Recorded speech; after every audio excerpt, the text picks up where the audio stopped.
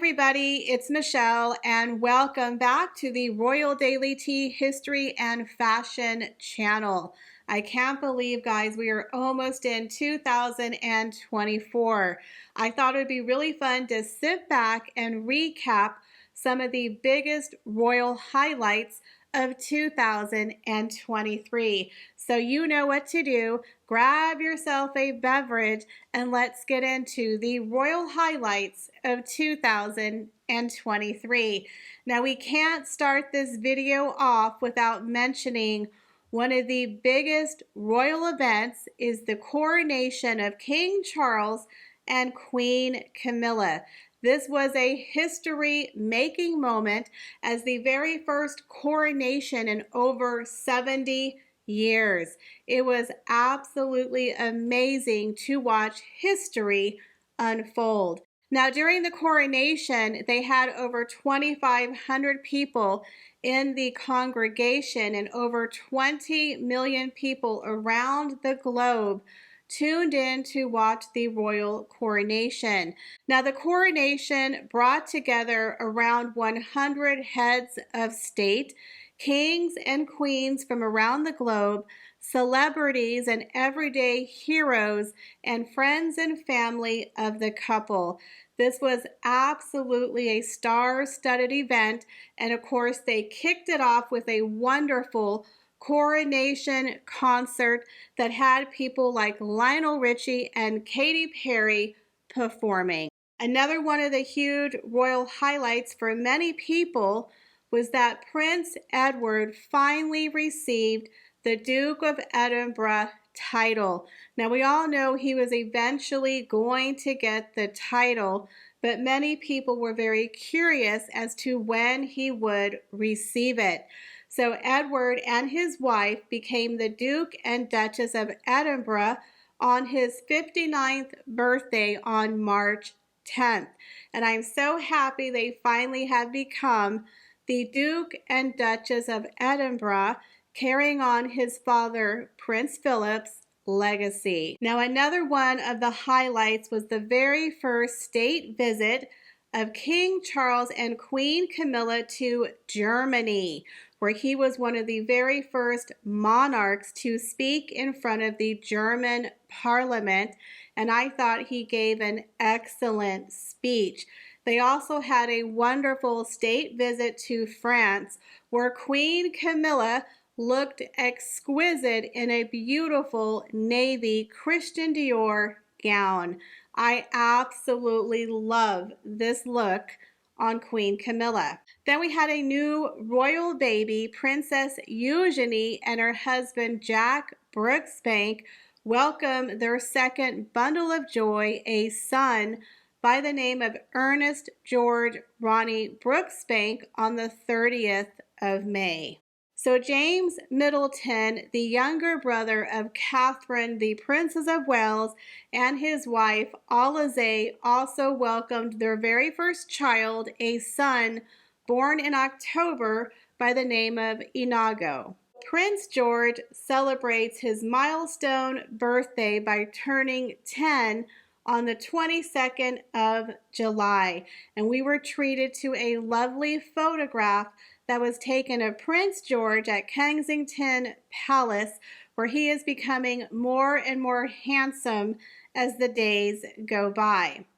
Then, of course, we had King Charles celebrating his 75th birthday, where he had quite a few birthday celebrations, one of which was a tea party at Highgrove with a number of community champions, where he also hosted a reception for 400 nurses and midwives at Buckingham Palace. Another milestone achievement in celebration of King Charles turning 75, he made the cover of the Big Issue, where they released a wonderful new portrait of King Charles. In January, we saw Catherine, the Princess of Wales, launch her Shaping Us campaign, where she delivered a huge keynote speech in November for her Early Childhood Foundation, where she called for action at every level to help rebalance and restore society's social and emotional skills.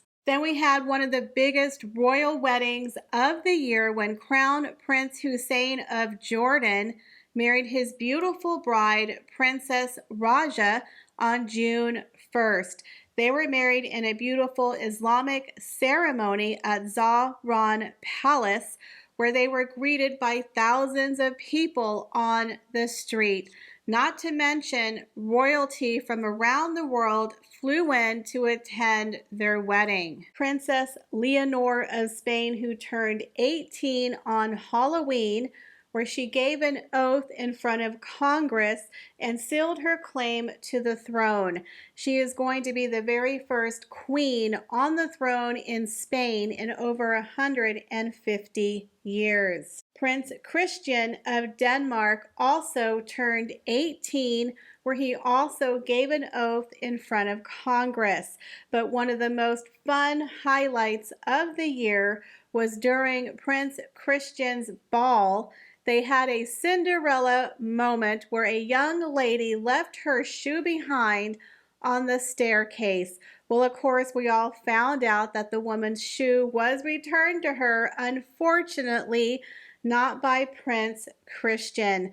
But I have to say that is one of my favorite highlights of the year, was a real-life fairy tale Cinderella moment. Then we had the very successful two-day trip of Prince William to New York City, where he received a royal rock star welcome. People in America really love Prince William. Now, while he was there, he spoke with world leaders promoting his upcoming Earthshot Prize that was happening in Singapore. While Prince William was there, he was greeted by the UN chief Antonio Guterres, with whom he discussed climate change. People in America, y'all, really do love Prince William. Then we had Prince William, who arrived in Singapore for his Earthshot Prize.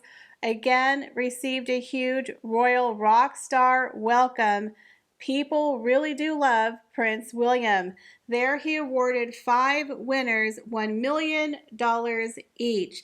Again, another very successful and star-studded Earthshot ceremony. King Carl XVI Gustaf of Sweden, celebrating his 50th year, his golden jubilee on the throne. Queen Sylvia of Sweden had a huge milestone birthday. She turned 80 on the 23rd of December. Then on Boxing Day this year, we had the huge rating bonanza for BBC when they aired a very special documentary titled Charles III, The Coronation Year. This gave viewers behind-the-scenes look at King Charles's very first year as monarch on the throne.